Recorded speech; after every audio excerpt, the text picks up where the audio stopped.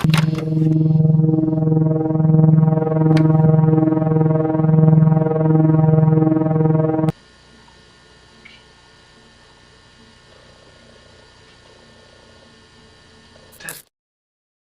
Life के अंदर हर एक पर्सन किसी ना किसी सेलिब्रिटी या फेमस पर्सन के वर्क और उनके थॉट से इंस्पायर्ड होता है और उनका फैन बन जाता है। बट जब वही पर्सन अपने फेवरेट सेलिब्रिटी से बहुत ज़्यादा ऑब्सेस हो जाता है तो फिर चीज़ें डिस्टर्बिंग होने लग जाती है। इस लड़के का नाम रिकार्डो लोपेज है। रिकार्डो एक मिडिल क्लास अमेरिकन लड़का था जो एक फेमस आर्टिस्ट बनना चाहता था। वो न्यूयॉर्क में एक रेंटेड बिल्डिंग में रहता था और पैसे के लिए पार्ट टाइम जॉब भी किया करता था। जब रिकार्डो 17 साल का होता है तब वो एक आइसलैंडिक सिंगर बियोक की एक म्यूजिक वीडियो देखता है और इमीडिएटली रिकार्डो का बियोक पर क्रश डेवलप हो जाता है और धीरे धीरे उसका क्रश ऑब्सेशन में बदल जाता है। 3 साल बाद जब बियोक एक म्यूजिशियन गोल्डी के साथ रिलेशनशिप में आती है तो इस बात से रिकार्डो बहुत ज़्यादा अपसेट और गुस्सा हो जाता है। रिकार्डो बियोक से इतना ज़्यादा ऑब्सेस था कि वो उसे किसी और के साथ नहीं देख सकता था। गोल्डी के साथ रिलेशनशिप की वजह से रिकार्डो बियोक से नफरत करने लग जाता है। ईयर 1996 में रिकार्डो अपने 21st बर्थडे पर बियोक को मारने का प्लान बनाता है। वो अपने थॉट्स और प्लान को एक कैमरा में रिकॉर्ड करता है।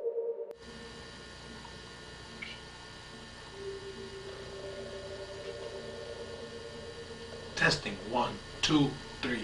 Testing 1 2 3. Hello. My name is Ricardo Lopez. Bjork has been an incredible part of my mind.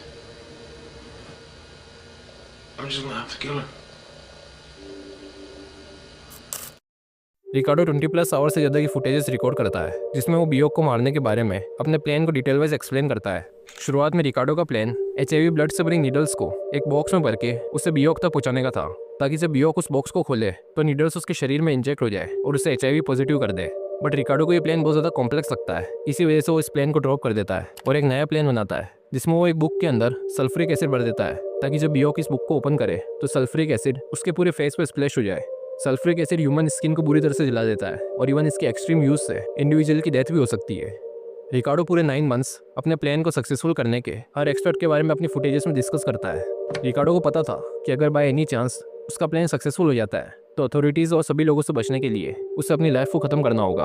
On 12 सितंबर 1996 रिकार्डो एक .38 कैलिबर की पिस्टल लेकर पोस्ट ऑफिस में जाता है। इन केस कि अगर उसका प्लान सक्सेसफुल नहीं होता है तो वहीं वो अपनी लाइफ ख़त्म कर देगा, पर ऐसा नहीं होता है और रिकार्डो वो बुक मेल कर देता है। देन रिकार्डो अपनी लास्ट फुटेज रिकॉर्ड करता है जिसमें वो अपने फेस को रेड और ग्रीन कलर से पेंट कर देता है और बैकग्राउंड में बियोक का सॉन्ग आई रिमेंबर यू चल रहा होता है। रिकार्डो अपनी पिस्टल उठाता है और अपने हेड पर पॉइंट करके अपने आप को गोली मार देता है। इस इंसिडेंट के 4 दिन बाद पुलिस को रिकार्डो के अपार्टमेंट में उसकी बॉडी मिलती है और वो वीडियो टेप्स भी मिलती है जिसको देखकर पुलिस वालों को पता चलता है कि उनके पास सिर्फ एक दिन है उस मेल बॉम्ब को रोकने के लिए। लकीली साउथ लंदन के एक पोस्ट ऑफिस में उस मेल बॉम्ब को स्पॉट कर लिया जाता है और बियोक के पास पहुंचने से पहले ही पुलिस उसे सीज करके डिस्ट्रॉय कर देती है। रिकार्डो को पता था कि उसके प्लान के सक्सेसफुल होने के चांस बहुत कम थे, पर उसका मेन मिशन बियोक को मेंटली हर्ट करना था। वो चाहता था कि वो बियोक को इस हद तक इमोशनली हर्ट कर दे कि बियोक चाहकर भी कभी रिकार्डो लोपेज को अपने दिमाग से नहीं निकाल पाए और वो इसमें काफ़ी हद तक सक्सेसफुल भी हो जाता है।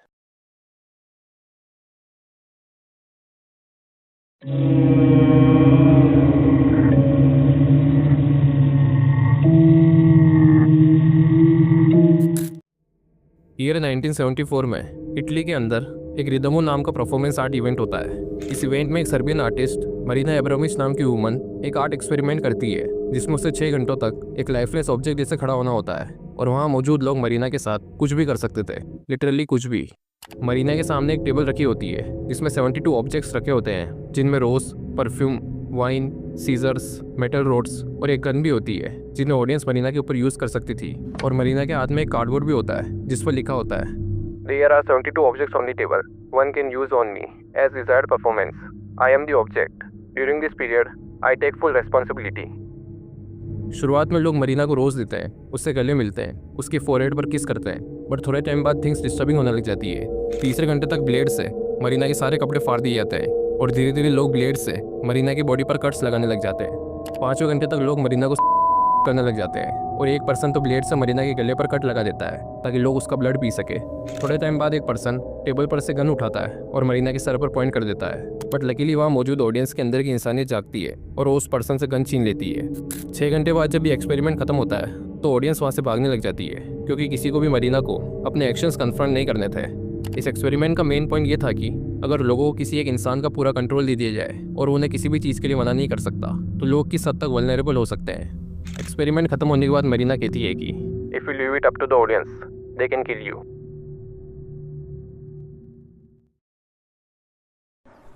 La gente querida, saludos, ¿cómo están? Hoy nosotros nos decidimos pasarla súper bueno por aquí en el... तुमने इंस्टाग्राम पर ये वीडियो तो ज़रूर देखी होगी। इस वीडियो में ये आदमी 2 डॉल्स के साथ सोया होता है और सिर्फ यही नहीं, इस आदमी के पूरे इंस्टाग्राम अकाउंट पर ऐसी ही डॉल्स मैन्युकिन्स के साथ की वीडियोस अपलोडेड है। But who is this person और वो इन डॉल्स के साथ क्यों रहता है? सो इस आदमी का नाम क्रिश्चियन मॉन्टेनेग्रो है। क्रिश्चियन एक 30 ईयर ओल्ड कोलंबियन आदमी है जिसकी कुछ सालों पहले तक एक केरन नाम की गर्लफ्रेंड हुआ करती थी। क्रिश्चियन और केरन दोनों आपस में बहुत प्यार करते थे और साथ में फैमिली स्टार्ट करने वाले थे। बट क्रिश्चियन शादी से पहले केरन के साथ फादर बनने की प्रैक्टिस करना चाहता था, तो वो एक बेबी मैनिक्विन डॉल बनाता है। पर केरन इन सब का पार्ट नहीं बनना चाहती थी, तो वो क्रिश्चियन से ब्रेकअप कर लेती है।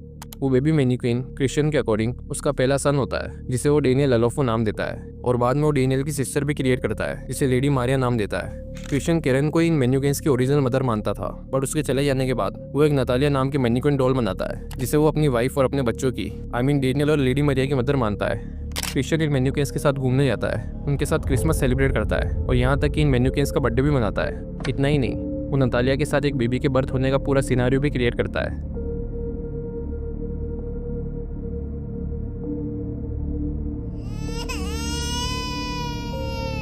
क्रिश्चियन के अकॉर्डिंग अगर 40 ईयर्स की एज तक उससे कोई रियल वुमेन से प्यार नहीं होता है तो वो एक ग्रैंड चाइल्ड का मैनिक्विन भी क्रिएट करेगा। कुछ लोगों के अकॉर्डिंग क्रिश्चियन ये सब सोशल मीडिया पर कुछ फॉलोअर्स पाने के लिए कर रहा है जिससे कि वो फेमस हो जाए। बट कुछ लोग मानते हैं कि क्रिश्चियन की मेंटल हेल्थ स्टेबल नहीं है और उसे स्किज़ोफ्रेनिया है। पर अगर क्रिश्चियन की इस फैमिली से किसी को कोई नुकसान नहीं होता है और इन मैन्युकिन्स के साथ रहने से उसकी लाइफ में लोनलीनेस कम होती है तो इट्स गुड फॉर हिम।